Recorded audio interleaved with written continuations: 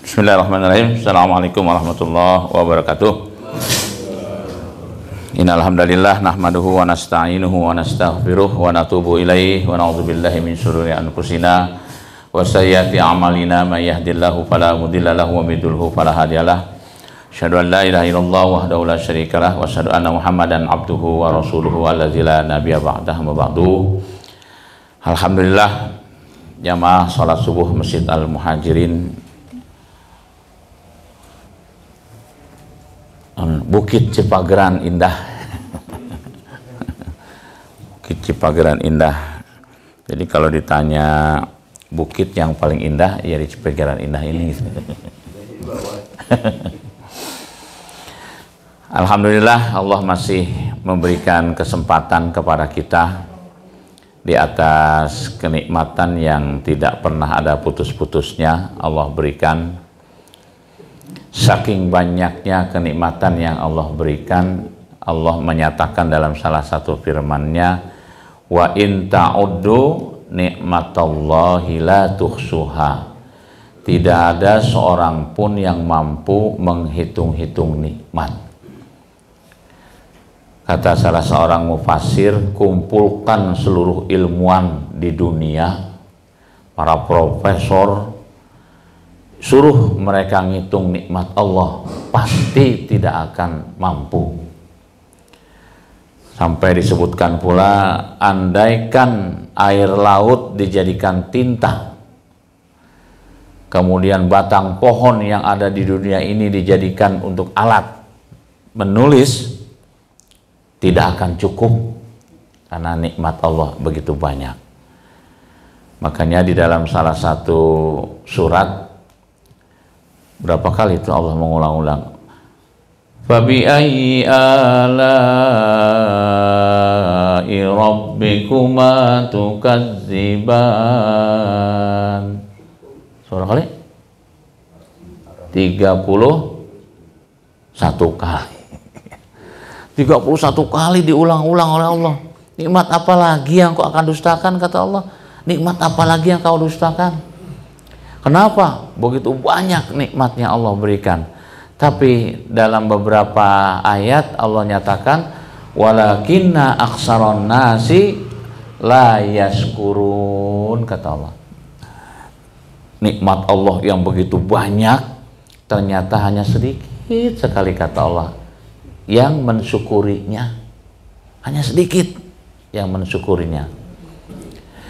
Semoga kita termasuk di dalamnya adalah sosok yang pandai mensyukuri nikmat Allah yang begitu banyak kita rasakan. Salawat dan salam senantiasa tercurah kepada Nabi kita Muhammad Sallallahu Alaihi Wasallam, yang dengan risalahnya lah sampai pada kita, sehingga kita bisa merasakan nikmatnya beribadah, nikmatnya beraktivitas, yang semua ini tidak lain adalah karena karunia Allah yang diberikan kepada kita. Jamaah salat subuh yang berbahagia, pada kesempatan kali ini saya mengangkat tema tentang mengawal berkah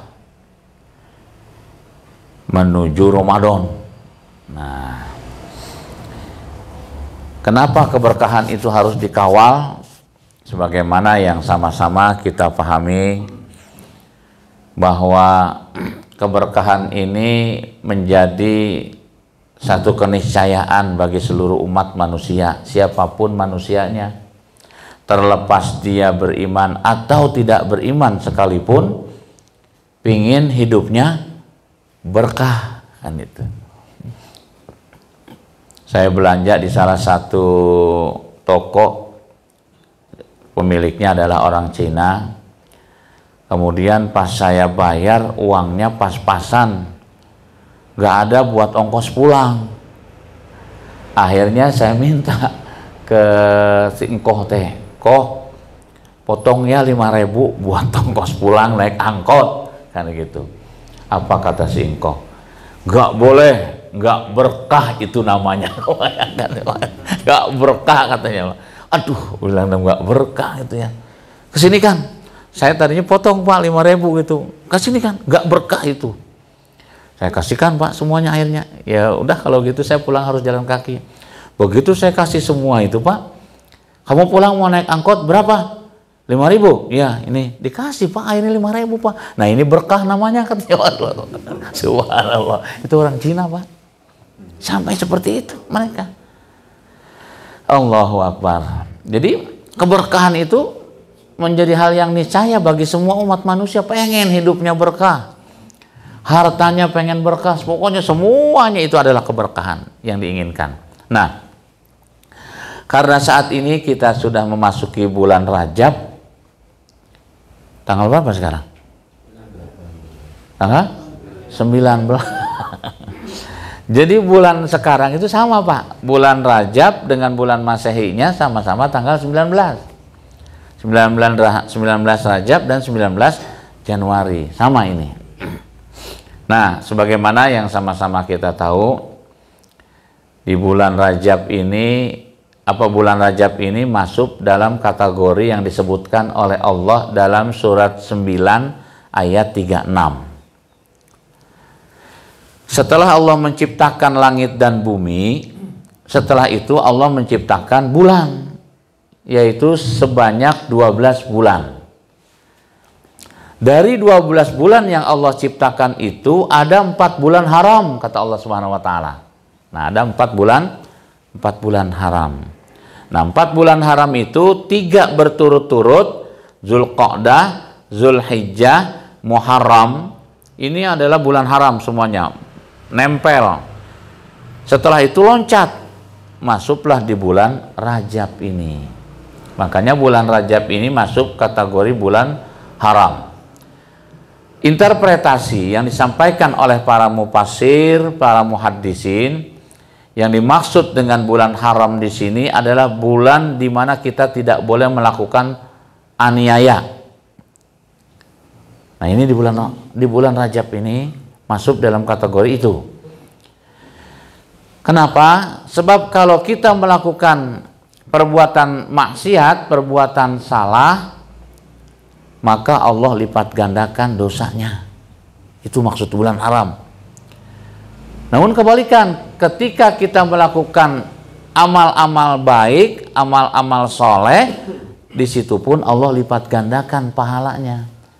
Jadi bulan haram ini bulan berbuat baik dilipat gandakan pahala, berbuat salah dilipat gandakan dosa. Makanya top mind kita begitu masuk bulan Rajab, ini adalah momentum kita melipat gandakan pahala. Harusnya itu. Sisi yang lain, kita harus rem, kita harus jaga betul diri kita dari perbuatan salah. Kenapa? Karena dilipat gandakan dosanya. Gitu.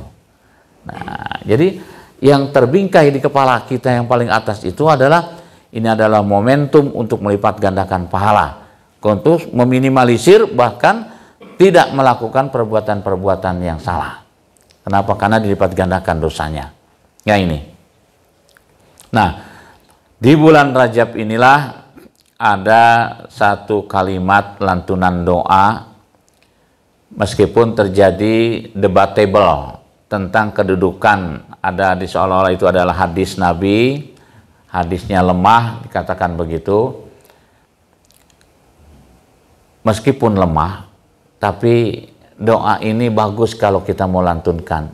Jangankan ada hadisnya, meskipun lemah, nggak ada hadisnya pun kita doa boleh kan? Boleh, kapanpun, dimanapun kita mau minta ke Allah Subhanahu Wa Taala boleh. Nah, orang kita senang memperdebatkan masalah kedudukan hadis, wah lemah, karena gitu ya. Nggak ada hadisnya pun kita berdoa boleh, apalagi ada hadisnya meskipun lemah, kan gitu ya. Mana doanya? Allahumma barik lana fima razaqtana wa qina azabannar. Nah, jadi doa mau makan. Allahumma barik lana fi Rajaban. Ya Allah, berkahi aku di bulan Rajab ini. Ada apa di bulan Rajab ini sampai minta keberkahan? Tadi, ini adalah bulan haram. Apa yang dimaksud dengan berkah di sini? berkah. Ini bahasa Indonesia berkah ya. Bahasa Indonesia yang mengadop bahasa Arab. Bahasa Arabnya adalah barokah. Barokatun, kan gitu ya. Berkah, keberkahan. Apa yang dimaksud dengan berkah di sini? Diinterpretasikan oleh para mufassir, ya, para muhaddisin, bahwa yang namanya berkah itu tumbuh, berkembang, itu berkah. Bertambah, itu juga berkah. Jadi ketika kita minta ke Allah Subhanahu wa taala, Allahumma barik lana, ya Allah berikanlah aku keberkahan, yaitu nilai tambah. Apa yang kita inginkan nilai tambah di sini? Yang pasti nilai tambah kebaikan. Nah, ini kita minta ke Allah Subhanahu wa taala, ya Allah berikanlah di bulan Rajab ini nilai tambah kebaikan untukku. Makanya tadi ketika kita beramal baik, dilipat gandakan oleh Allah Subhanahu wa taala, bertambah, bertumbuh, terus berkembang. Itu berkah. Kalaulah kita tilawah Al-Qur'an di bulan lain selain di bulan haram, man qara'a harfan min kitabillah falahu bihi hasanah, dapat 1 poin kebaikan. Bagaimana dengan bulan haram? Maka dilipat gandakan oleh Allah Subhanahu wa taala. Wal hasanati bi asri amsalihha, dari 1 kebaikan yang kita dapatkan di bulan lain, di bulan haram, dilipat gandakan. Kalau bulan lain 10 pahala 1 huruf, di bulan haram berlipat-lipat pahalanya. Jadi kalau kita tilawah Al-Quran di bulan haram ini, dilipat gandakan oleh Allah Subhanahu wa taala. Begitu juga kita melaksanakan ibadah-ibadah yang lain, ibadah sholat sunnah, zikir, itu selalu dilipat gandakan, Pak. Nah, di situ pentingnya kita memahami tentang bulan haram, ya, sehingga kita berusaha gimana melipat gandakan pahala ini. Kan yang namanya manusia itu senang yang apa dengan apa berlipat ganda, kan gitu ya. Sampai ada dulu itu sempat ramai gitu ya. Ada orang yang bisa melipat gandakan uang. Waduh, melipat gandakan uang, berbondong-bondong. Siapa dulu namanya teh? Yang bisa melipat gandakan uang itu teh ya. Sampai seorang tokoh nasional pun tergiur, nyimpan uangnya di sana karena pengen berlipat ganda uangnya. Sampai seperti itu. Yang namanya berlipat ganda apapun gitu. Pengen bertambah, berlipat-lipat. Padahal Allah Subhanahu wa taala menjanjikan kepada kita yang jauh lebih baik, ya kan, dibandingkan dengan materi-materi yang sebatas itu saja. Kan gitu. Nah, makanya kalau saja kita bisa melakukan hal yang terbaik itu, Masya Allah, luar biasa, berlipat ganda keberkahan itu. Agar tadi ya, setelah minta keberkahan di bulan Rajab, kemudian juga kita minta keberkahan di bulan Sya'ban, kan gitu. Setelah sampai di bulan Sya'ban menuju Ramadan itu kalimatnya beda. Kalau Rajab dengan Sya'ban itu menggunakan wawu athof, ya kan, Rajaban wa Sya'ban, kan gitu ya. Kemudian kalau Ramadan itu wabalighna. Nah, ada kalimat wabalighna. Sampaikan aku pula wahai Allah dengan keberkahan yang telah kau berikan, dengan kebaikan-kebaikan yang begitu banyak telah kau berikan kepada aku di bulan Rajab, bulan Sya'ban, sampai pada bulan Ramadan. Wabalighna Ramadan. Sampaikan bulan Ramadan. Kenapa? Ternyata di bulan Ramadan ada sesuatu yang lebih dahsyat lagi gitu. Sampai kalimat itu, sampaikan aku di bulan Ramadan. Ada apa ini? Maka kita bersiap siaga. Nah, inilah materi yang sama-sama kita akan bahas pada kesempatan waktu yang singkat ini sampai menjelang isyraq, ya, waktu syuruk. Apa yang bisa kita lakukan? Nah, tentunya sama-sama kita paham betul ada salah satu firman Allah. Ya, ini banyak sebenarnya ayat-ayat yang menjelaskan tentang keberkahan itu. Cuman salah satunya yang kita minta ke Allah Subhanahu, apa yang kita bahas pada kesempatan pagi hari ini, surat 7 ayat 96. Kata Allah Subhanahu wa taala, walau anna ahlal qura. Dan seandainya, walau seandainya ya. Anna ahlal qura, walau anna ahlal qura ya, seandainya suatu penduduk negeri, ahlal qura itu penduduk negeri. Kalau Imam Syed Qutb menginterpretasikannya bukan hanya sekedar penduduk negeri. Ahlal qura di sini adalah pemangku negeri, orang-orang yang memiliki kebijakan untuk mengelola negeri. Itu ahlal qura. Ahli disebutnya juga ya, ahli qura. Jadi pengelola negeri itu. Amanu. Nah, ini. Mereka konsisten dengan keyakinannya, dengan keimanannya. Kenapa disebut dengan kalimat konsisten? Ya, karena di situ ada hamzah. Nah, di situ ada huruf hamzah yang merupakan alamatul mudharaah. Jadi kalimat hamzah di sini adalah tanda konsisten. Bahwa keyakinan iman itu kalau konsisten, nah di sini ya, seandainya pengelola negeri, seandainya penduduk negeri itu dia konsisten dengan keyakinan dan keimanannya atau keimanannya ini, kemudian diiringi dengan wawu athof, kata sambung yang dinyatakan oleh Allah Subhanahu wa taala, wattaqau, dan juga konsisten dengan ketakwaannya, nah, konsisten dengan keyakinan atau keimanannya dan konsisten dengan ketakwaannya, wattaqau. Di situ ada huruf lam.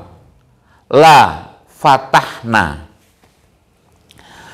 Fatahna itu hasil kata dari apa?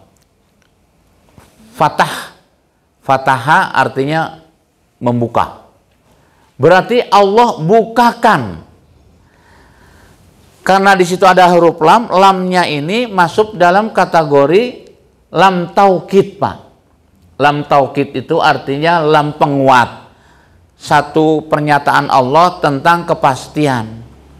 Pasti kami bukakan alaihim, atas mereka-mereka itu, barokah, berkah, keberkahan. Nah, ini. Jadi kalau kita lihat di sini ya, keberkahan Allah akan kucurkan. Jadi Allah bukakan itu sampai dipertegas oleh Allah, minas sama, keberkahan dari langit, wal ar, dan keberkahan dari bumi. Dari langit Allah bukakan pintu keberkahan, dari bumi Allah bukakan pintu keberkahan. Bayangkan dari atas, dari bawah dibukakan itu keberkahan. Ini ayat luar biasa, Pak, memberikan informasi kepada kita bahwa kita akan mendapatkan nilai tambah, ya kan? Kebaikan dari langit dan kebaikan dari perut bumi ini. Disebutkan oleh Allah Subhanahu wa taala. Pasti. Jadi kalimat itu pasti aku bukakan keberkahan dari langit dan pasti aku bukakan keberkahan dari perut bumi ini. Syaratnya apa? Tadi kalian konsisten dengan keyakinannya dan ketakwaannya. Nah, ini. Janji Allah tidak pernah berdusta. Allah tidak pernah bohong. Pasti. Ketika Allah nyatakan pasti, pasti kita dapatkan keberkahan dari langit dan keberkahan dari bumi. Ini ironis. Ada yang mengusulkan makan siang gratis diambil dari uang zakat. Kasihan. Itu yang ngusulkan itu agamanya Islam bukan Pak? Islam ya? Kasihan saya mah Pak. Lantas buat apa menggembar-gemborkan program, ya kan? Makan bergizi gratis. Tapi uangnya Allah. Buat apa gembar-gemborkan? Itu kalau uangnya nggak ada mah. Iya kan? Sedih saya teh. Mau ngambil dari uang zakat. Harusnya ditanya tuh yang gembar-gembor apa yang ngusulkan ngambil dari uang zakat itu, hari Bapak bayar zakat nggak? Ditanya harusnya tuh. Jangan-jangan dia nggak pernah bayar zakat kan itu. Aduh, iya mah. Andaikan dia membayar zakat, tanya zakatnya dibayarkan benar atau enggak kan itu. Ya. Zakat itu Pak ada tahapan, beda-beda itu, nggak semuanya sama. Nggaknya semuanya sama. Apalagi semua ulama fikih itu sepakat Pak, harta temuan berarti harta dari dalam tanah tuh, ya kan? Hasil tambang itu begitu digali dapat ada tambang emas, tambang perak, tambang batu bara, banyak tambang-tambang. Wah, galian itu berapa zakatnya Pak? 20% Pak. Makanya APBN itu hasil tambang yang digali itu 20% zakatnya itu. Sisihkan tuh 20%. Hasil ngegali minyak kan gitu ya, tambang, batu bara sebagainya. Jangan diambil semuanya, 20% sisihkan untuk zakat ya, karena itu ada zakat yang harus dikeluarkan. Ketika itu tidak dilakukan, khus min amwalihim. Surat 9 Allah nyatakan di dalam surat At-Taubah itu, Allah perintahkan kepada malaikat karena dia tidak mau menyisihkan uang zakat hasil temuan ya kan tambang dan sebagainya itu, maka kata Allah rampas hartanya. Dengan cara apa? Bencana terjadi di mana-mana. Kalimat itu juga rampas kata Allah. Gimana caranya merampas? Macam-macam Allah tuh. Allah merampas harta dengan angin topan, angin tupang beliung, dengan banjir bandang, dengan gempa, macam-macam itu cara Allah merampas harta suatu negeri. Nah, ini pentingnya. Di sini pentingnya kita memahami. Makanya seorang pemimpin itu bukan hanya sekedar umaro, tapi dia juga harus ulama, artinya orang yang memiliki ilmu. Gitu, ulama. Sebab hanya mengandalkan umaro, kepemimpinan, rusaklah negara ini. Tuh. Ini penting. Siapapun mereka itu harus paham. Nah, hal-hal yang demikian ya, ayatnya sudah jelas. Makanya saya sering menyampaikan itu dimanapun itu, termasuk di dewan Pak gitu, ketika ribut itu, saya selalu kembalikan kepada Al-Quran Pak. Kembalikan kepada Al-Quran.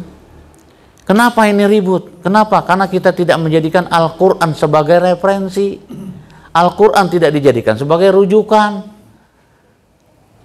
Nah iya, siapapun kita harus mau menjadikan Al-Quran itu sebagai referensi, rujukan, ya kan? Kita mengambil keputusan. Coba aja kalimatnya itu, unzila fihil Qur'an, Allah turunkan Al-Quran itu hudal linnas, agar dijadikan referensi, rujukan, kan gitu ya, pedoman bagi seluruh umat manusia. Hudal linnas, kalimatnya itu an-nasun. Bukan hanya untuk umat Islam aja Pak. Siapapun manusianya harus mau menjadikan Al-Quran itu sebagai rujukan. Nah itu, huda linnas. Wa bayyinati minal huda. Ketika kita jadikan Al-Quran itu sebagai rujukan, maka kita akan mendapatkan apa? Pencerahan di sana. Kejelasan.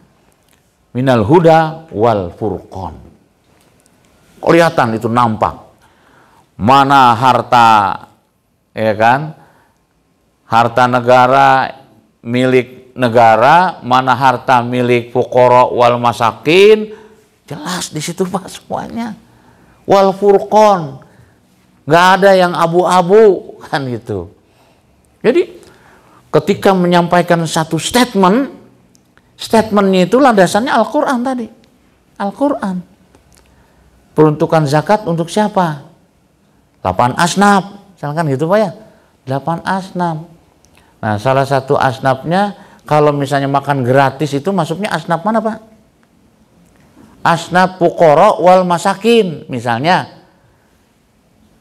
Nah, sekian makan gratis ini benar nggak buat para fakir miskin kan gitu. Kan gitu. Nah, harus jelas asnafnya kan itu. Karena ini yang menggulirkan pemerintah, ya pemerintah harus bertanggung jawab setelah menggulirkan ini program ini. Ya alhamdulillah kan. Presidennya tegas. Saya tidak gunakan uang zakat. Karena ini adalah program saya yang membuatnya. Tegas Pak, alhamdulillah gitu Pak ya. Nah, cuman kasihan itu yang usulkan gitu. Kasihan yang usulkan itu pengen punya nama, ya kan? Pengen diagung-agungkan, ternyata disungsepkan ku presiden gitu teh. Saya tidak menggunakan dana zakat kata presiden. Alhamdulillah, saya senang ya. Presidennya tegas gitu. Tidak, ini adalah program saya. Anggarannya ada, katanya kan gitu. Ya pasti ada lah, negara kaya kita. Nggak ada negara yang sekaya Indonesia, nggak ada. Boleh cari Pak, nggak ada. Abad 21 ini abad uranium. Indonesia penghasil uranium. Nomor 4 Pak. Allahu Akbar. Kekayaan kita berlipat-lipat.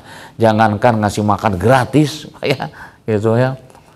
Ngapain aja juga bisa kita lakukan di sini. Nah ini, makanya disebutkan oleh Allah di sini. Barokatin minas sama'i wal ar. Allah turunkan keberkahan dari langit, Allah bukakan pintu keberkahan dari perut bumi. Berkah itu Pak. Kalau tadi konsisten dengan keyakinan, keimanannya dan ketakwaannya. Nah ini makanya para ulama itu menginterpretasikan ya kan kalimat amanu wa taqau, amanu dan takwa, karena di sini adalah kalimat mudharaah ya. Makanya iman itu tidak cukup hanya sekadar diucapkan. Iqraru bil lisan tidak cukup. Tapi tasdik bil qalbi harus dipancangkan ke dalam hati yang paling dalam. Makanya kalimatnya menggunakan kalimat mudhari. Kalau sudah dipancangkan ke dalam hati yang paling dalam, maka segala sesuatu itu dasarnya adalah iman tadi. Keimanan, amanu. Kalau dalam bahasa yang sederhana itu iman ya, katakanlah Allah ya kan, yang kita yakini, yang kita imani ini masukkan ke dalam hati kita yang paling dalam. Allah itu masukkan ke dalam hati kita yang paling dalam, biar nggak keluar, nggak mudah keluar, ya. Tapi ghairullah, selain Allah, cukup dalam genggaman tangan, gitu Pak. Allah yang kita masukkan ke dalam hati yang paling dalam, sehingga tidak mudah keluar. Tapi kalau selain Allah, cukup dalam genggaman tangan saja. Apapun itu, mau jabatan, kekuasaan, harta sekalipun, termasuk performan, cukup dalam genggaman tangan saja. Ketika semua itu harus kita lepaskan, gampang, tinggal buka tangan, lepas, sudah. Kan gitu. Tapi kalau yang selain Allah dimasukkan ke dalam hati yang paling dalam, berat kita untuk mengeluarkan itu, ya kan? Selain Allah dimasukkan ke dalam hati yang paling dalam, sementara Allah hanya dalam genggaman. Nah ini dibalik, ini teh. Padahal Allah pemilik segalanya kan gitu. Harusnya Allah yang kita pancangkan ke dalam hati. Makanya kalimat itu amanu. Kalau saja penduduk negeri ini, atau lebih spesifik orang-orang yang memangku kebijakan di negeri ini, mereka adalah orang yang beriman, yang imannya itu konsisten, terus dijaga, dipelihara itu, wattaqau, dan juga nilai ketakwaan, wah luar biasa itu Pak. Kan takwa diartikan oleh para mufasir secara umum itu adalah mampu melaksanakan semua apa yang Allah perintahkan dan menjauhkan apa yang Allah larang. Kalimat takwa secara umum begitu artinya. Artinya kita terus bisa melakukan perintah-perintah Allah, kemudian mencegah segala bentuk larangan-larangan Allah. Nah itu, wattaqau. Masya Allah, ini kan luar biasa. Allah nyatakan kalimatnya itu menggunakan lam taukid, itu pasti, kata Allah.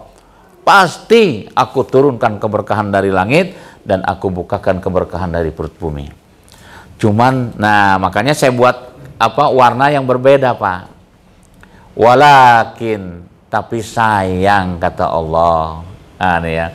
Tapi sayang, kata Allah. Kazzabu, justru kebanyakan penduduk negeri itu mendustakannya. Itu. Justru para pemangku kebijakan di negeri tersebut mendustakannya. Itulah yang sering disebut dengan kalimat syair gimana, Pak? Janji-janji. Kan gitu ya. Tinggal janji. Kan gitu ya. Janji tinggal janji aja. Didustakan, Pak. Nah ini. Mana walakin kazabu. Dia mendustakan manusia. Ya kan? Tapi kalimat di sini Allah nyatakan ternyata mereka mendustakanku, kata Allah. Dia mendustakan Allah Subhanahu wa ta'ala. Imannya hanya lipstik, hanya kamuflase. Takwanya pun hanya lipstik atau kamuflase. Hanya sebatas itu, kata Allah. Tapi sayang, kebanyakan penduduk negeri itu mendustakannya. Nauzubillah min zalik. Menggunakan huruf fa di sana, Pak. Janji Allah. Fa'akhosnahum, kata Allah Subhanahu wa ta'ala. Maka rasakanlah olehmu apa yang telah kau dustakan. Bima kanu yakzibun. Ini kan kalimatnya ini mengerikan, Pak. Jadi fa'akhosnahum, kata Allah Subhanahu wa ta'ala, awas ya. Ada ancaman dari Allah. Awas ya.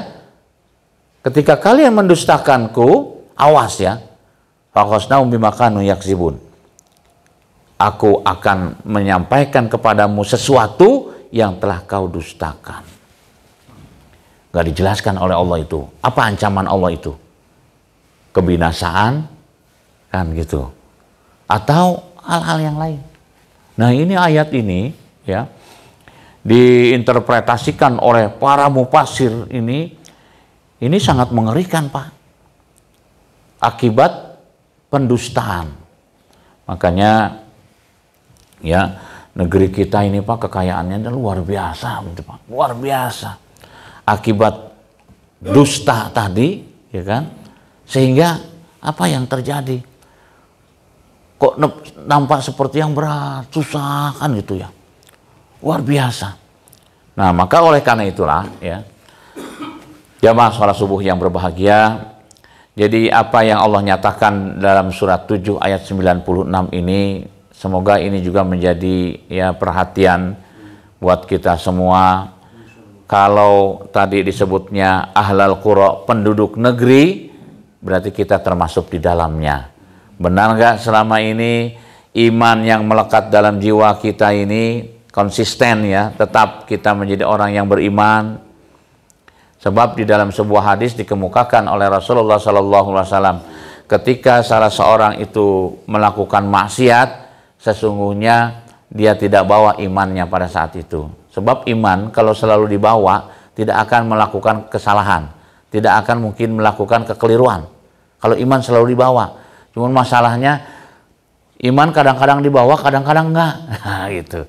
Makanya Umar bin Khattab itu menyatakan, kalau kamu mau melihat orang yang beriman, jangan melihatnya itu ketika sedang ada di masjid. Yang namanya orang di masjid, Pak, ya pastilah ingin zikir, takwa, takut kepada Allah di masjid. Maka kata Umar, ya Umar bin Khattab itu menyatakan, kalau Anda ingin melihat orang yang beriman, lihatlah ketika mereka sedang berada di jalan, di pasar, di mall. Nah, kalau mau lihat orang yang beriman di sana kan gitu. Kelihatan di situ. Lagi di masjid, kelihatan sabarnya kan gitu ya. Ketika di jalan, ketinggalan itu ya. Ngelihat macet sedikit aja udah din. Wah, kan gitu ya, Wah. Wah, udah pengen nggak sabar itu. Kan begitu. Wah, begitu sampai di traffic light ya, perapatan. Perasaan teh lila itu lampu teh. Kan itu teh. Ini lampu mending lila teh, padahal di settingnya sama itu lampu, Pak. Di settingnya sama. Lila teh. Kenapa? Karena tadi ya kondisi kejiwaan seseorang yang tidak sabar itu menghadapi sesuatu itu selalu lama. Akan begitu. Tapi ketika dinikmati dengan enjoy, dengan santai, nah ini cepet-cepet amat ya lampu kan begitu. Jadi ngerasanya cepet gitu kan ya. Padahal sama di settingnya itu lampu. Katakanlah per 1 menit misalnya. Ketika kejiwaan kita lagi nggak sabaran, lama nunggunya kan. Tapi ketika kejiwaan kita lagi santai, cepat amat lampu kan gitu. Akan begitu. Makanya segala sesuatu itu sangat dipengaruhi oleh tadi kejiwaan kita. Makanya saya sering menyampaikan itu Bapak, bahwa orang yang sudah berumah tangga, ada kalimat yang sering muncul itu, da abi mah penganten bari, ya penganten baru, ada penganten bari. Tahu pakis bari itu naon? Nggak tahu ya. Pakis bukan orang Sunda berarti. Bari itu sudah basi. Bari itu sudah basi. Jadi ada penganten baru, ada penganten bari. Kalau saya mah nggak mau penganten bari, Pak. Meskipun sudah lama, bagaimana kita mensikapi keluarga kita tetap seperti pengantin baru. Itu gimana kita bersikap kok Pak? Iya. Tinggal bagaimana kita mengkondisikan kondisi kita. Sudah berapa tahun nih kita berumah tangga? 20 tahun. Ada yang baru 1 tahun. Beda-beda. Tapi meskipun sudah 20 tahun, kita masih bisa seperti pengantin baru. Tinggal kita mensikapinya aja. Ya, tinggal kita mensikapinya seperti apa. Saya Pak, udah berapa tahun saya nikah ya? Dari tahun 93, jadi berapa tahun Pak? 93 Pak. Iya. Sama, 93. Oh 93 ya? Jadi berapa tahun Pak? 31. 31? Oh udah 31 ya? Nah 31 tahun yang lalu Pak. Iya. Tapi saya merasa kayak pengantin baru terus sama istri saya Pak. Apalagi sekarang tinggal duaan di rumah. Kayak pengantin baru aja Pak. Di rumah sama istri Pak. Udah 31 tahun. Enggak bari bosan gitu. Enggak Pak. Justru karena saya mengkondisikan seperti pengantin baru, ya kayak pengantin baru aja Pak, sehari bisa 3 kali gitu Pak. Masya Allah itu Pak. Iya. Allahu Akbar, makan 3 kali Pak. Masya Allah, bisa kita mengkondisikan itu Pak semua Pak. Iya. Nah, jadi bagaimana kita bersikap sebenarnya Pak? Makanya nikmat. Ada orang yang tadi baru 1 tahun asa ungus lila itu rumah tangga teh. Kenapa? Karena tadi bagaimana dia menciptakan di rumah tangganya. Nah, makanya bagaimana kita juga mengkondisikan ya dalam kondisi kita dalam berbagai hal lah, banyak semuanya itu sangat terkondisi dengan keadaan kita. Kan kalau kita perhatikan ya dalam menjalani hidup kan semuanya sama Pak, monoton. Iya Pak. Bangun pagi, beraktivitas apapun aktivitas yang dilakukan, nanti kembali lagi malam tidur lagi, kan gitu aja kan Pak. Makanya nggak heran, Mbah Surip tuh almarhum bikin lagu itu apa? Bangun lagi, tidur lagi, kan emang begitu kehidupan manusia kan begitu Pak ya. Bangun tidur, aja itu aja aktivitas. Kalau kita tidak ciptakan kondisi yang monoton itu, pasti akan ya tadi Pak. Bete lah ini itu, maka kita sendiri yang harus menciptakan. Nah, Islam itu memberikan solusi kepada kita itu dalam menjalani kehidupan itu harusnya variatif, ya kan? Variatif. Banyak hal yang bisa kita lakukan, yang kita perbuat. Nah, karena supaya tidak tadi ya bete dan sebagainya itu bosan, maka di dalam Islam melakukan aktivitas apapun itu Allah nilai ibadah. Ini, iya kan? Allah nilai ibadah. Tujuan untuk apa? Ya contoh aja kita. Kita sholat itu maghrib, ya kan? Apa dari mulai subuh, zuhur, asar, maghrib, isya, kan sama kan? Monoton kan itu. Tapi nikmat aja kita laksanakan. Kenapa? Karena ini ibadah. Tapi tentunya kita menilai ibadah itu bukan hanya sekedar sholat. Semua aktivitas harus kita nilai sebagai ibadah kita. Sehingga nikmat kita menjalaninya. Insya Allah. Nah, hal-hal seperti itulah yang perlu kita pahami lebih jauh tentunya di sini. Ini ayat ya dasar kita untuk mengkaji lebih jauh lagi tentang bagaimana kita mengawal keberkahan ini ya untuk sampai kepada bulan Ramadan nanti. Makna berkah, ya ini saya mencoba menggali dari salah satu kitabnya Imam Al-Ghazali, Ihya Ulumuddin. Ya, Imam Al-Ghazali menginterpretasikan makna berkah di sini yaitu bertambahnya kebaikan. Jadi kebaikan yang bertambah, itulah keberkahan, ya, berupa material ataupun spiritual. Jadi kalau kita tahun-tahun kemarin kita kurang zikir kepada Allah misalnya, begitu tahun 2025 ini kita banyak zikir, banyak tadi ya selalu mengingat Allah, berarti hidup kita berkah. Jadi kategori berkah yang disampaikan oleh Imam Al-Ghazali seperti itu. Ini tentang keberkahan. Secara material, banyak, ya kan? Makanya berkah itu masuk dalam kategori orang yang bersyukur. Makanya orang yang bersyukur hidupnya berkah. Dan itu.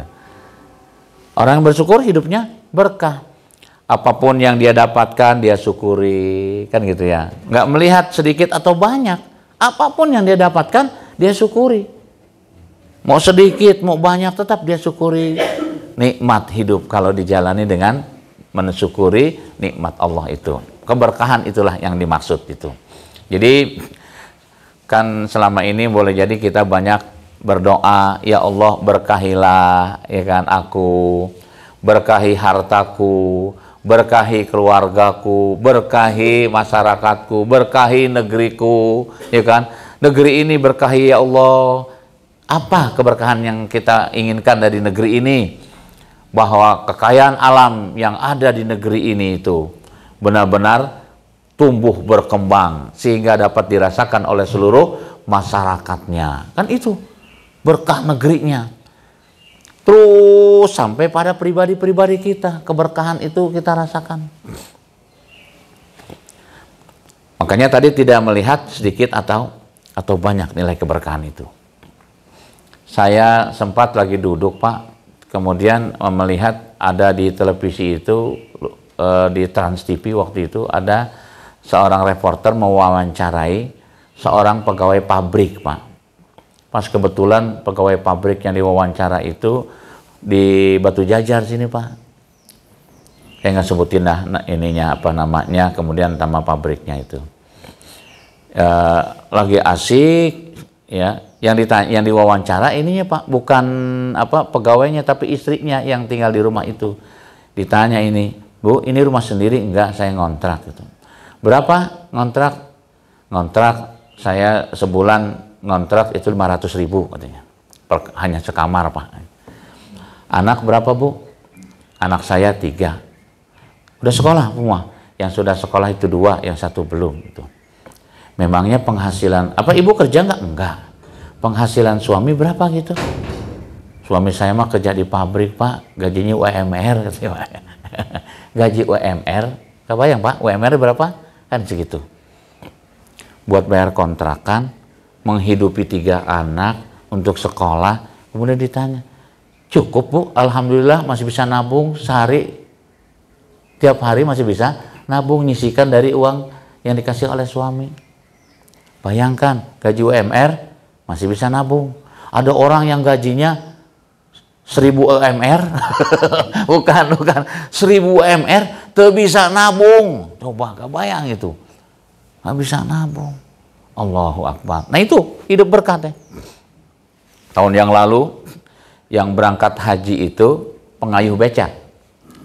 Di usia 70 tahun berangkat haji. Ketika ditanya, "Pak, Bapak pergi haji dari mana itu uangnya, Pak?" "Saya ngumpulkan uang selama berapa?" Waktu itu disebut 40 tahun, Pak. 40 tahun ngumpulkan uang baru berangkat haji itu setelah usia 70 tahun. Berarti di usia berapa tuh? 30 tahun ya? Hanya mengayuh beca. Emang berapa Bapak nyisikan uang? Pokoknya saya dapat uang, saya konsisten, saya komitmen, pokoknya setiap hari saya sisihkan uang dari hasil ngayuh beca itu. Mau berapapun saya sisihkan.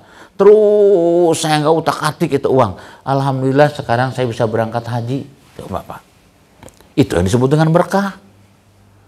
Jadi keberkahan itu apa yang diinginkan itu bisa dia capai. Tapi tadi itu tadi dengan konsisten dia dilakukan, masya Allah. Yang sempat pengurus masjid kaget. Jadi seorang pemulung itu membawa 2 ekor domba, Pak. Bukan 1 tapi 2 ekor domba.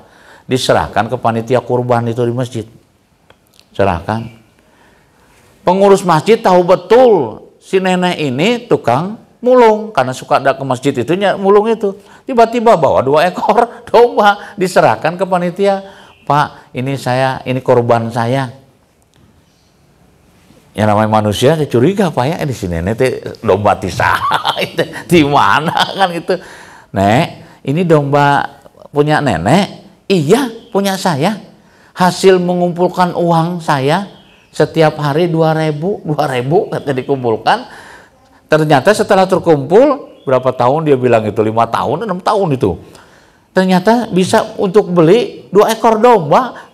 Senang saya teh katanya. Selama ini saya hanya dapat daging domba, tapi sekarang saya bisa memberi." Oh ternyata memberi itu satu kebahagiaan buat dia sendiri. Masya Allah, itu luar biasa Pak. Nah, dari pelajaran-pelajaran tadi, itu kalau kita mau simpulkan pada diri kita masing-masing, apa sih yang tidak bisa kita lakukan? Bisa.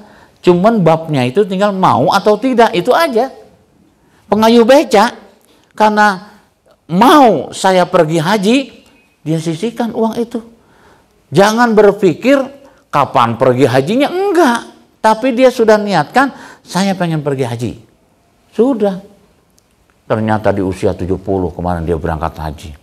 Bahkan yang kemarin berangkat haji ada juga yang pengen berangkat haji nunggu antrian lama nggak boseh Pak. Aduh, itu pakai sepeda seberapa 9 bulan ya kan? 9 bulan suami istri. Allahu Akbar itu Pak, nunggu lila kan gitu ya. Bukan hanya lamanya aja, duit kita boga kan gitu. Dia ngayuh sepeda sampai Mekah. Masya Allah, itu urusannya kan bab mau atau tidak urusannya. Mau atau tidak. Nah kita juga begitu Pak, sama. Apapun yang kita niatkan, tinggal mau atau tidak. Itu aja. Nah makanya di sini, mau nggak kita keberkahan yang diberikan oleh Allah Subhanahu Wa Taala? Mau. Caranya itu udah tadi. Ikuti maunya Allah Subhanahu Wa Taala. Jalani. Allah itu kalau sudah berkehendak kepada makhluknya, kepada hambanya, gimana Pak kalimatnya? Qulillahu ma malikal mulki tu'ti mulka man tasya wa tanzi'ul mulka mimman tasya wa tu'izzu man tasya wa tuzillu man tasya biyadikal khair innaka ala kulli syai'in qadir. Sampai ekstrimnya kalimat yang Allah kemukakan itu, kalau Allah menghendaki seseorang itu jadi raja kalimatnya mulki gitu kan gitu. Seseorang kalau Allah kehendaki menjadi raja, tidak peduli dia dari rakyat jelata atau jelita Pak? Oh jelata ya. Jelita apa beda ya? Dari rakyat jelata sekalipun kalau Allah kehendaki jadi raja, jadi raja. Iya. Kan itu kalimatnya begitu. Qulillahu ma malikal mulki kata Allah. Jadi kalau Allah kehendaki nggak ada yang bisa menghalangi. Ingat kisah di zaman Nabi siapa? Nabi Daniel kalau nggak salah gitu ya. Saya lupa itu, di Al-Quran itu ada Pak. Ya, antara Tolut dan Jalut, ya kan gitu. Bagaimana Tolut mengalahkan Jalut, kerajaan yang begitu luar biasa kokoh. Sementara Tolut di rakyat biasa Pak, sampai disebutkan oleh Allah Subhanahu Wa Taala di dalam Al-Quran itu, dia harta pun nggak punya, tapi kenapa bisa jadi raja? Lupa saya ayatnya itu ya, pokoknya 200-an itu ayatnya itu di surat Al-Baqarah. Itu disebutkan oleh Allah Subhanahu Wa Taala.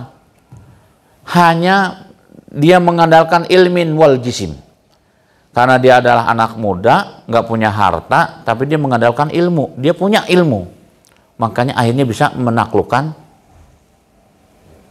Tolut, menaklukkan Jalut. Sampai seperti itu dikehendaki oleh Allah Subhanahu Wa Taala. Nah makanya ini juga begitu.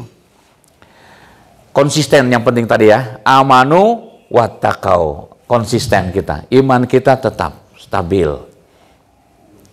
Kenapa? Karena persoalan yang kita hadapi ini, kita sering dihadapi dengan keraguan-raguan. Contoh saja misalnya, bab rezeki, ya, hubungannya dengan tauhid itu sangat kental Pak.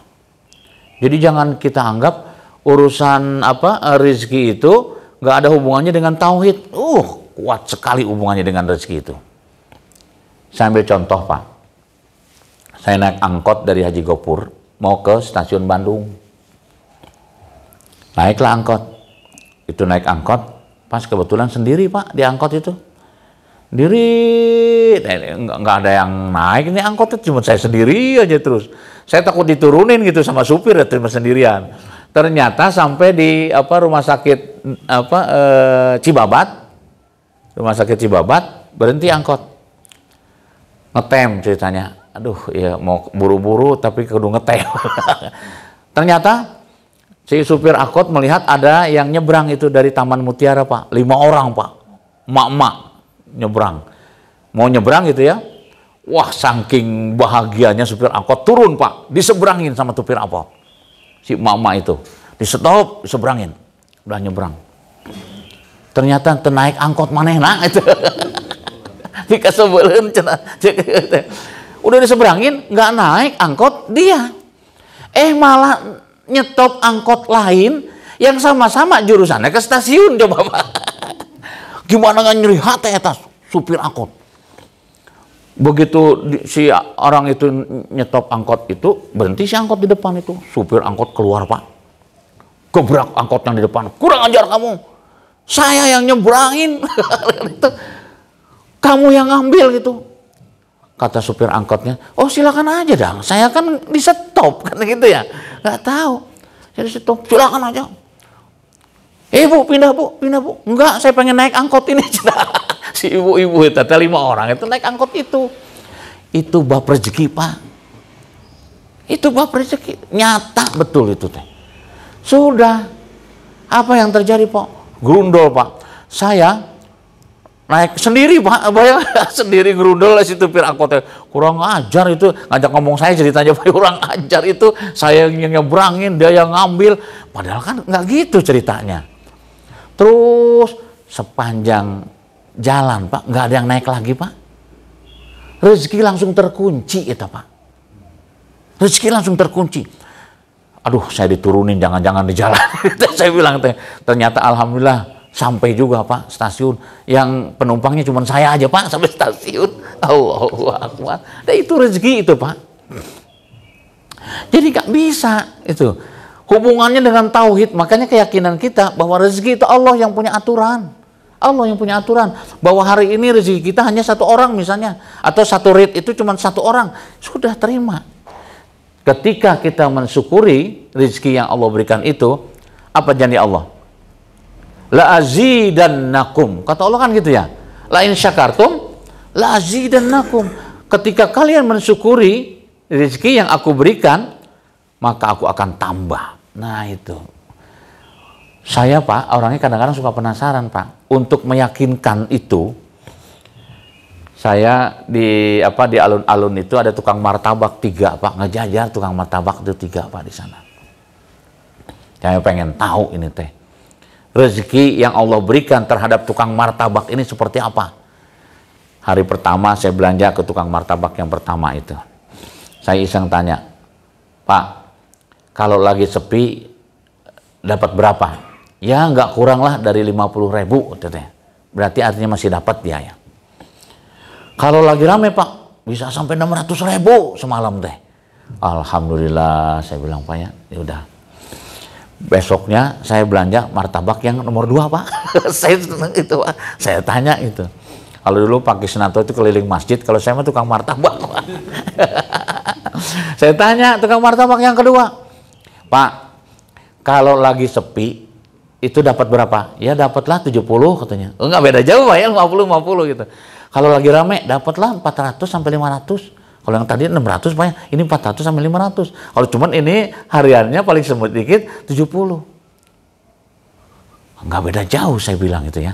Yang ketiga, yang terakhir, langganan martabak saya Pak, Densiko itu. Itu langganan martabak saya. Saya tanya ke Densiko itu teh. Berapa kalau paling sedikit itu dapat? Adalah sampai 80. Lebih banyak Pak emang itu di situ. Kalau lagi rame dapatlah 400 katanya. Nah ini 400 ini. Tapi kalau paling sedikitnya 80 dia dapat.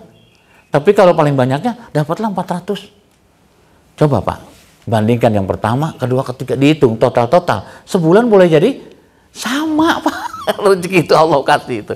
Padahal nggak gandeng itu. Makanya nggak usah ribut itu, nggak usah pakai jampe-jampe lagi gitu. Di jampean. Pas kebetulan hari ini boleh jadi rame kita, ya kan? Hari ini rame, besok boleh lagi sepi. Tapi sebelah kita rame, boleh jadi begitu terus diatur oleh Allah Subhanahu Wa Taala. Nggak ada yang tidak dapat rezeki. Iya. Nah baru semalam Pak, saya pulang dari masjid, kan gerimis Pak, hujan ya, gerimis hujan. Saya langsung di kepala saya itu, Allah kasih rezeki ya orang itu kan nasi goreng malam-malam pakai payung itu pakai dorong gitu. Itu ketika ditanya Pak, ada yang beli itu. Ternyata hujan itu lebih banyak membelinya gitu. Allahu Akbar. Kita kan nyangka kan hujan ngapain, enak tidur kan. Malam-malam saya pulang semalam jam berapa tuh, jam 9:30. Keterek kayak gitu kan. Ternyata ketika ditanya itu malam lebih banyak yang belinya hujan itu lebih banyak yang beli dibandingkan dengan yang hari biasa. Masya Allah, itulah ya rezeki ketika kita yakini dengan nilai tauhid kita, Allah sebagai pemberi rezeki pasti ada. Nggak ada yang tidak diberikan rezeki. Coba saja Pak, kita kalau berpikir tentang rezeki itu Pak, cicak makanannya nyamuknya terbang. Nyamuknya terbang. Gimana ini makannya ini? Dapat dia ternyata dia. Iya kan kalau kita mau berpikir ke arah sana. Cicak itu makanan nyamuk. Ceritanya gimana itu kan? Nungguan nyamuk itu kan. Tapi Allah kasih rezeki itu. Apalagi kita yang diberikan akal, ya kan? Sempurna dengan fisik kita yang sempurna semuanya, aduh masa asal mau aja. Makanya kata orang Jepang itu Pak, waktu datang ke Indonesia itu, orang Indonesia mah asal mau aja itu rezeki udah ada di depan. Jadi melek bangun tidur itu udah ada rezeki di depan, katanya sampai begitu. Orang Jepang Pak yang bilang begitu. Kalau kita nggak gitu, harus berusaha keras. Orang Indonesia mah asal mau gitu ya, bangun tidur itu rezeki udah ada di depan katanya. Masya Allah, sampai seperti itu dia bilang. Kenapa? Berlimpah kekayaan negeri ini. Nah, ketika kita berada dalam kondisi yang memprihatinkan, katakanlah misalnya, ya kita harus kembali pada diri kita masing-masing, ya kan gitu. Atau kita lihat, boleh jadi inna azabi lasyadid. Azab Allah itu bisa terjadi ketika kita tidak mensyukuri nikmatnya, kan gitu. Lain syakartum lazidannakum walain kafartum, kan gitu. Apabila kalian mengingkarinya, inna azabi, itu berat akhirnya. berat kita untuk menjalani kehidupan kita. Nah, ini ya, material ya dan spiritual. Spiritualnya apa? Nah, ketika kita semakin asik ya, semakin bertambah usia, wah, mesti kasih tahu ini tuh ya. Semakin bertambah usia kita, semakin asik kita zikrullah ya, berzikir kepada Allah Subhanahu wa taala, syukurilah. Ini adalah keberkahan yang Allah berikan kepada kita. Keberkahan yang paling luar biasa itu pada saat Allah mencabut nyawa kita, kita dicabut oleh Allah dalam keadaan husnul khotimah. Masya Allah, ini keberkahan yang luar biasa. Mudah-mudahan ya, dengan melalui materi ini Allah berikan ya keberkahan hidup kita, bertambah usia itu berkah usianya itu karena hal yang sangat penting buat kita syukuri adalah bagaimana perjalanan hidup kita yang kalau kita mau telaah monoton, tapi ketika Allah berikan keberkahan, kita bisa nikmat menjalani hidup ini. Tidak melihat besar atau kecilnya, tapi ketika kita syukuri, disitulah mengalir apa yang dijanjikan oleh Allah Subhanahu wa taala. Akhirnya dengan segala keterbatasan ini, marilah sama-sama kita berdoa kepada Allah Subhanahu wa taala. Semoga Allah berikan keberkahan dalam kehidupan kita secara pribadi, rumah tangga, masyarakat dan bangsa yang ada di negeri ini. Terlebih dahulu kita beristighfar kepada Allah Subhanahu wa taala. Astaghfirullahalazim. Astaghfirullahalazim. Astaghfirullahalazim alladzi la ilaha illa huwal hayyul qayyum wa atubu ilaih. Innallaha wa malaikatahu yusholluna 'alan nabi ya ayyuhalladzina amanu shallu 'alaihi wa sallimu taslima. Allahumma shalli wa sallim ala sayyidina Muhammadin fil awwalin wal akhirin wa radhiyallahu an ashabi Rasulillah ajmain. Amin ya Allah ya rabbal alamin. Hamdan syakirin, hamdan na'imin, hamdan yuwafi ni'amahu wa yukafi mazidahu ya rabbana ya rabbana ya rabbana lakal hamdu wa lakas syukru kama yanbaghi li jalal karim azim sultanik. Allahumma inna nas'aluka ridhaka wal jannah. Allahumma inna nas'aluka ridhaka wal jannah. Allahumma inna nas'aluka ridhaka wal jannah wa na'udzubika min sakhatika wan nar wa na'udzubika min sakhatika wan nar wa na'udzubika min sakhatika wan nar. Allahumma inna nas'aluka salamatan fid din wa afiyatan fil jasadin wa ziyadatan fil ilmin wa barakatan fil rizqin wa taubatan qabla al maut wa rahmatan indal maut wa maghfiratan ba'dal maut wa maghfiratan ba'dal maut. Allahumma hawwin alaina fi syakaratul maut wan najati wal afwa indal hisab. Allahumma taqabbal minna salatana wa qiyamana wa ruku'ana wa sujudana wa tadrursana wa tamim taqsirana ya Allah ya Allah ya Rahman Rahimin. Irhamna ya Rabb. Kami adalah hamba-hambamu yang pada kesempatan pagi hari ini di waktu syuruk, waktu yang mustajabah, bersimpuh di hadapanmu tidak lain adalah mengharapkan keridhaan darimu ya Rabb. Meskipun kami menyadari keridhaan yang kami harapkan belum setimpal dengan yang apa kami perbuat ya Rabb, berilah kemampuan kepada kami untuk mensyukuri atas segala nikmat yang kau berikan kepada kami. Limpahkanlah keberkahan pada kami, keluarga kami, masyarakat kami, negeri yang ada di negeri ini ya Allah ya Arhamar Rahimin. Irhamna. Tanamkan dalam jiwa kami ya Rabb iman yang kokoh, hati yang khusyuk, niat yang ikhlas, serta kesabaran yang tetap untuk mampu melaksanakan semua apa yang kau perintahkan dan menjauhkan apa yang kau larang. Ya Rabbana ya Rahman ya Rahim. Jadikanlah keluarga kami keluarga yang sakinah mawaddah warahmah ya Rabb. Jadikanlah anak keturunan kami anak-anak keturunan yang soleh dan solehah menjadi qurratu ayun buat kami ya Allah. Ya zal jalali wal ikram ani ta'ala dinil Islam. Irhamna innaka ta'lamu anazil qulub. Qad ijtama'at ala mahabbatik wal taqat ala ta'atik wa tawahadat ala da'watik wa ta'ahadat ala nusrati syariatik wa wasikillahumma rabitutaha wa adimuddaha wa ahdiha subulaha wa amlaha binurika alladhi la yakhbu wasra sudurha bifaidil imani bik wa jamili tawakkuli alik wa ihabi ma'rifatik wa amita ala syahadati bisabilik innaka ni maulana wa aliman nasir. Allahumma rabbana atina fid dunya hasanah wa fil akhirati hasanah wa qina adzabannar. Subhana rabbika rabbil izzati amma yasifun wa salamun alal mursalin walhamdulillahi rabbil alamin. Aqulu qouli hadza wa astaghfirullahal azim li wa lakum. Assalamualaikum warahmatullahi wabarakatuh. Alhamdulillah.